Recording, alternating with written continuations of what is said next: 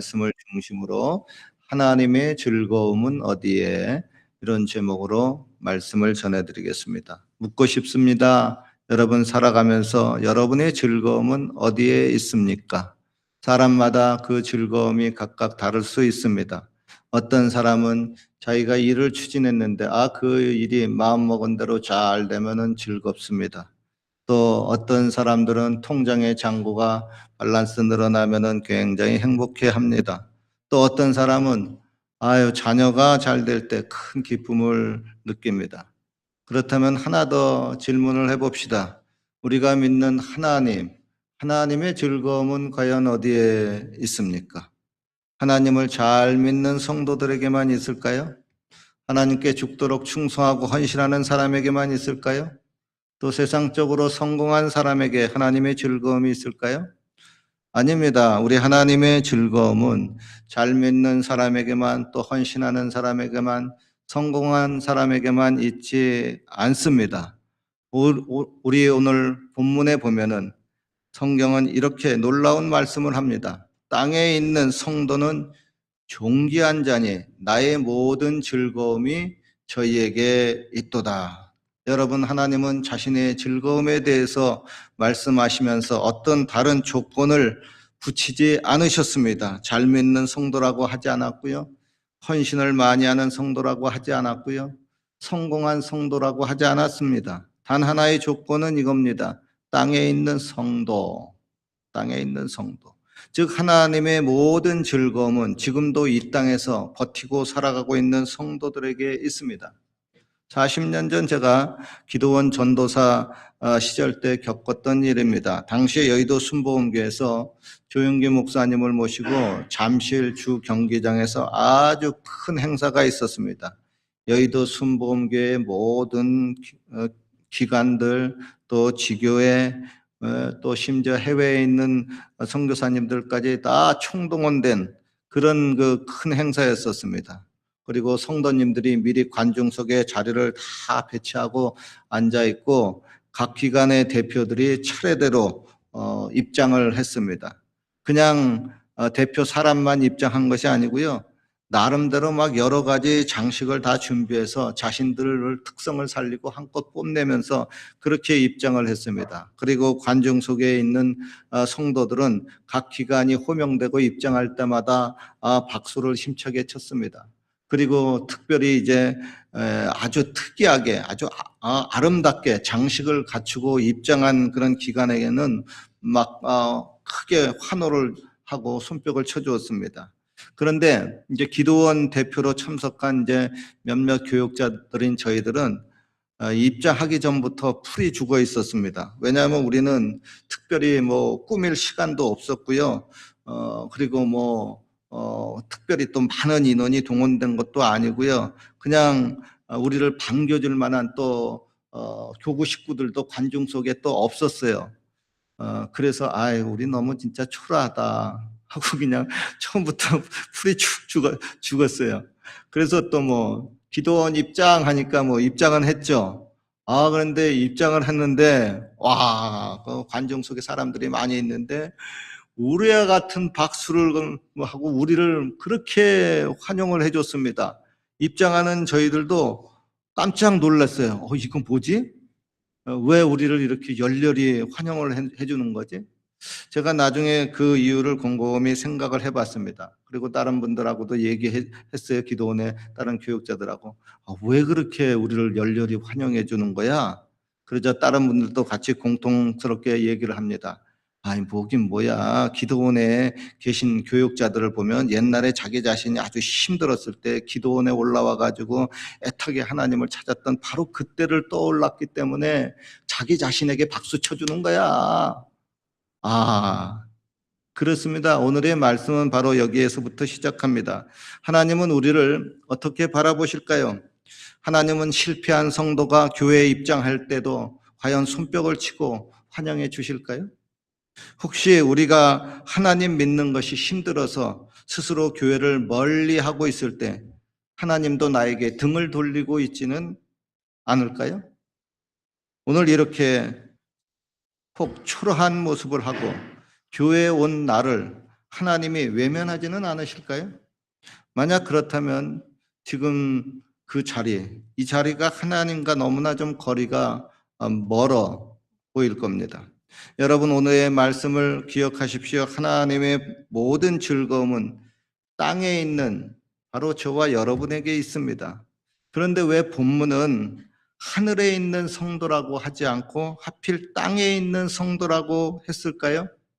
그 이유는 우리가 거하는 땅은 완전한 곳이 아닙니다. 땅은 눈물과 실패가 있는 곳입니다. 땅은 죄와 씨름하고 버티며 하루하루를 살아내는 자리입니다. 그런데 하나님은 그렇게 땅에서 힘들게 살아가는 성도들을 향하여서 말씀합니다. 나의 모든 즐거움이 저희에게 있도다. 이 말의 뜻은 이렇습니다. 너희가 아직 완성되지 않았어도, 흔들리고 있어도, 부끄러워서 고개를 들고 있지 못해도 나는 너희를 즐거워하고 너를 기뻐한단다. 여러분, 잊지 마십시오. 하나님은 하늘에 있는 완성된 성도들보다 땅에서 눈물로 믿음을 붙잡고 있는 성도를 향해서 나의 모든 즐거움이라고 말씀하고 있습니다. 이 말씀은 외국 땅에서 힘들게 살아가는 이민자의 삶을 사는 저와 여러분들에게 진정한 위로의 말씀입니다. 우리는 이곳 캐나다 땅에서 각각 외로움을 느끼고 또 어려움을 느끼고 살아가고 있습니다. 그래서 때로는 낙심도 되고요, 또 자주자주 마음이 처질 때가 있습니다. 그러나 이 말씀으로 힘을 얻으십시오. 하나님의 모든 즐거움은 바로 그런 나에게 있습니다. 하늘 높은 곳에서, 먼 우주에서 이 지구를, 이 땅을 바라보면 모든 것이 아주 작게 보입니다. 그 중에 너와 나 인간의 모습이 얼마나 작은 존재입니까? 그 작은 존재가 이 땅에서 살겠다고 막 꿈틀꿈틀대고 바둥바둥대는 모습을 보면 아이고 참 불쌍하구나, 처량하구나 생각이 듭니다. 그리 중요한 사람 같지 않습니다. 그러나 하나님 보시기에 그 넓고 큰 우주보다도 자신의 형상을 따라 지음받은 하나님의 자녀가, 이 땅에서 살아가는 그 자녀가 가장 존귀하다고 하는 겁니다. 오늘의 본문은 말씀합니다. 땅에 있는 성도는 존귀한 자니. 하나님은 여러분, 내가 실패해도 존귀하고요, 내가 가난해도 존귀하고요, 내가 연약해도 나를 존귀하게 봅니다. 왜냐하면 성도의 가치는 어떤 행동이 아니라 관계에 있기 때문에 그렇습니다. 부모는 자녀가 성공하지 않아도, 성취가 없어도 그를 존귀하게 여깁니다. 부모는 자기가 못났어도, 그 자녀 못났어도요 존귀하게 봅니다. 부모는 아이가 아무것도 하지 않아도 그냥 잠자고 그냥 똥 싸고 울고 그래도 그 잠을 자는 모습만 봐도 좋아서 부모는 웃습니다. 하나님의 즐거움도 이와 같습니다. 하나님은 저와 여러분을 존귀하게 보고 즐거워합니다. 하나님은 우리를 잠잠히 바라보면서 매우 기분이 좋아합니다. 제가 여기 캐나다 와서 이제 28년간 살면서 한국에 방문한 경우가 그리 많지 않습니다. 부모님이 아파서 이제 돌아가시기 전에 이제 한번 가고요, 그리고 돌아가신 다음에 이렇게 장례 치르러 갔습니다. 제가 그렇게 이제 오랜만에 한국에 가서 부모님을 만날 때 보면은 항상 느끼는 것이 있어요. 부모님이 저를 너무나 반갑게 맞아주고 제가 온 것을 너무 좋아하는 겁니다. 사실 저는 그 당시에요, 여기에 올 때서부터 부모님으로부터 상당히 돈을 매달 받았습니다. 매달 3,000불씩 받았어요. 또 특별한 경우는 또 계속해서 또 돈을 여러 가지 모습으로 받았어요. 그러니까 부모님의 입장에서 보면은 아들 녀석이 아주 큰 빚쟁이처럼 지긋지긋한 생각이 들기도 할 텐데, 도리어 저를 빚쟁이로 보지 않고 아주 반갑게 맞이해 주는 겁니다.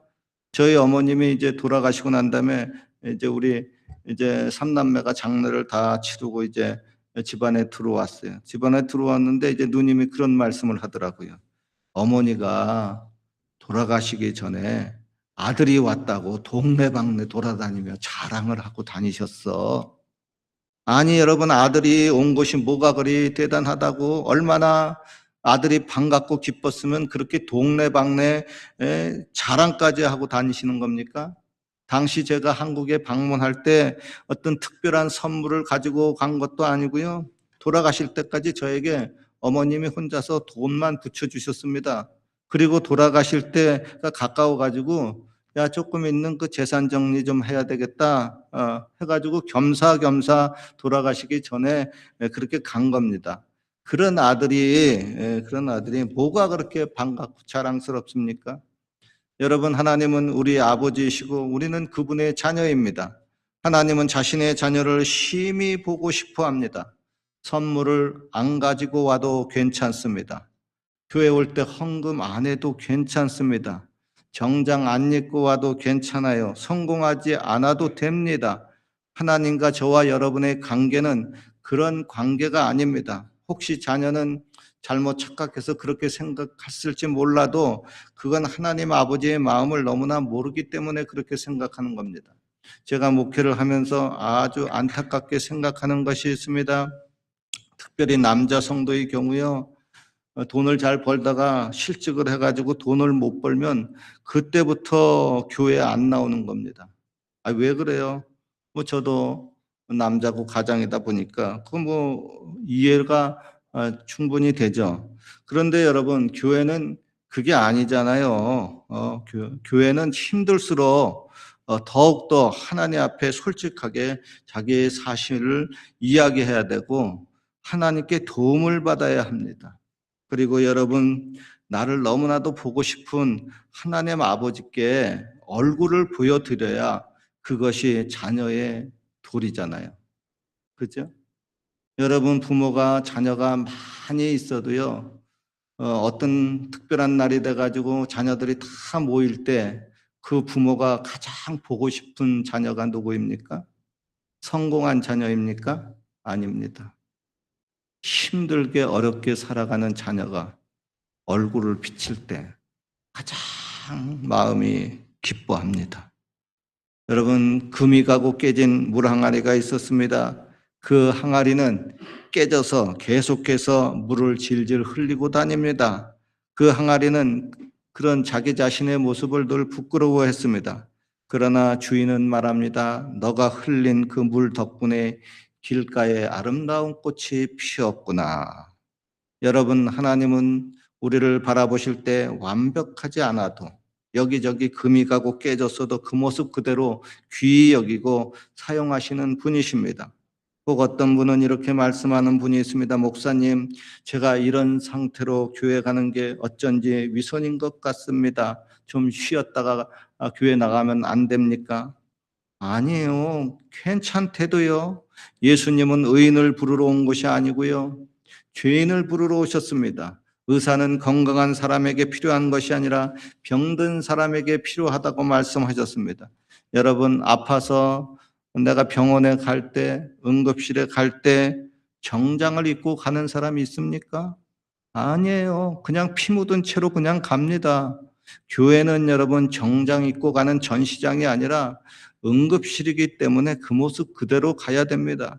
괜히 병원에 와가지고 응급실에 와가지고 나는 멀쩡해요. 나는 아프지 않아요. 하고 위선을 떨 필요가 전혀 없습니다. 나 여기 아파요. 나 저기가 쑤셔요. 이렇게 됐어요. 하고 사실대로 말하러 가는 겁니다. 예수님은 말씀하고 있습니다. 수고하고 무거운 짐진 자들아, 딴 데 가지 말고 다 내게로 오라. 내가 너희를 쉬게 해주겠다 했습니다. 즉 여러분, 인생 살기가 무섭고 아주 힘들 때 그 모습 그대로 교회에 와야 합니다. 어떤 사람은 이렇게 말합니다. 아이, 목사님, 솔직히 말해서 나는 너무나 죄를 많이 짓고 더러워서 목욕탕에 못 가겠습니다. 여러분, 이게 맞는 말입니까? 전혀 안 맞는 말입니다. 도리어 더럽기 때문에 목욕탕에 가서 좀 씻어야 됩니다. 교회는 여러분 목욕탕과 같은 것입니다. 교회는 깨끗한 사람이 오는 것이 아니라 씻기 원하는 사람들이 오는 것입니다. 오늘의 본문인 시편 16편을 다윗이 고백할 때 성도들은 완벽하지 않았습니다. 그들은 실수했습니다. 그들은 흔들렸습니다. 그들은 죄를 지었습니다. 그럼에도 불구하고 하나님은 말씀합니다. 나의 모든 즐거움이 저희에게 있도다. 즉 나를 향한 하나님의 즐거움은 어떤 조건이 아닙니다. 바로 내 자체가 하나님의 모든 즐거움입니다. 하나님은 내가 없으면 그 모든 즐거움이 사라집니다. 나를 보지 못하면 하나님은 힘을 잃고 밥맛이 떨어집니다. 하나님은 나를 매일 봐야만 행복하고 즐거워합니다. 고로 성도는 여러분 이 땅에서 억지로 버티는 존재가 아니라 하나님의 즐거움을 통하여서 부름을 받은 존귀한 존재입니다. 우리는 하나님을 기쁘시게 하려고 애쓰는 존재이기 이전에 이미 하나님을 기쁘시게 하는 존재입니다. 여러분, 예수님이 왜 이 땅에 육신의 모습을 입고 오셨습니까? 바로 이 땅에서 사는 저와 여러분을 만나고 싶고 보고 싶고 우리와 같이 함께 먹고 함께 생활하기 위해서 이 땅에 오신 겁니다. 어찌 보면 땅에 사는 저와 여러분들은 너무나 참 불결하고 더럽고 죄 많이 지었고요. 완전하신 예수님은 너무나 깨끗하고 거룩하신 분입니다. 둘이 도무지 매칭이 잘 안 됩니다. 그럼에도 불구하고 예수님은 우리와 같이 살기를 원하시고 있습니다. 왜냐하면 우리는 예수님에게 있어서 너무나도 귀한 존재이고 우리들 한 사람 한 사람이 예수님에게 둘도 없는 큰 가장 귀한 즐거움이 되기 때문에 그렇습니다. 그냥 즐거움이 아니라 오늘 본문에 말씀했잖아요. 모든 즐거움이 바로 저와 여러분에게 있다 그랬습니다. 즉 우리가 없으면 예수님의 모든 즐거움이 사라지고 맙니다. 그로 예수님은 우리가 병들었어도 우리가 죄를 지었어도 우리가 실패했어도 결코 우리를 떠나지 않습니다. 우리를 떠나면 예수님이 즐거움이 딴 데 없대도요. 예수님이 십자가에 죽으실 때 제자들은 다 도망쳤습니다. 다 부인했습니다. 다 실패했습니다. 그러나 부활하신 예수님은 다시 그들을 찾아가서 그들을 다시 불렀습니다. 그들이 무너진 자존심을 다시 회복시켜 줬습니다. 왜요? 그들을 향한 예수님의 즐거움은 그 어떤 상황에서도 결코 철회되지 않기 때문에 그렇습니다. 실패한 성도도 여전히 예수님의 즐거움이기 때문에 그렇습니다. 그러므로 여러분 실패했다고 낙심하지 마십시오. 외국 땅에서 많이 실패합니다. 영어 단어 하나 잘못 써도 존심 상하고 슬퍼집니다. 저 같은 경우는 그래요. 저 영문과 나왔는데 영어 단어 하나 잘못 쓰면 존심 많이 상하더라고요. 그러니까 외국 땅에서는 이런저런 일로 낙심할 일이 많이 있습니다. 그런 자신을 여러분 하찮게 여기지 마십시오. 오늘을 여러분 부끄러워하지 마십시오. 믿음을 포기하지 마십시오. 당신은 여전히 예수님께 큰 즐거움이 됩니다. 저 역시 여러분의 얼굴을 보면 너무나 기분이 좋습니다. 반면에 여러분의 얼굴을 보지 못하면 즐거움이 사라집니다. 고로 부탁합니다, 여러분. 그분의 즐거움을 위해서 그 존귀한 여러분의 얼굴을 날마다 좀 보여주시기를 축원합니다. 하나님, 오늘 저 왔어요. 제 얼굴 보세요. 그리고 하나님 얼굴 좀 마음 좀 피세요. 하고 그렇게 하나님의 마음을 좀 즐겁게 해주시길 바랍니다. 그분은 당신의 얼굴을 못 보면 매우 힘들어합니다. 아무쪼록 이 땅에 있는 존귀한 성도로서 주님과 가까이 지내면서 행복과 즐거움의 관계를 이 외국 땅에서도 계속 이어가시길 주님의 이름으로 축원합니다. 기도드리겠습니다. 주님, 아직 땅에 있는 저희를 향해서 너는 그래도 존귀한 자다. 너는 그래도 내 모든 즐거움이라고 불러주시니 감사합니다. 저희가 때론 넘어져도 초라해져도 저희들을 환한 웃음으로 환영해 주시고 맞이해 주시니 감사합니다. 저희들이 낯선 외국 땅에 있어도 주님의 모든 즐거움인 것을 잊지 않고 담대히 살아가게 하여 주옵소서. 예수님 이름으로 기도하옵나이다. 아멘. 우리 찬양하며 같이 기도합니다.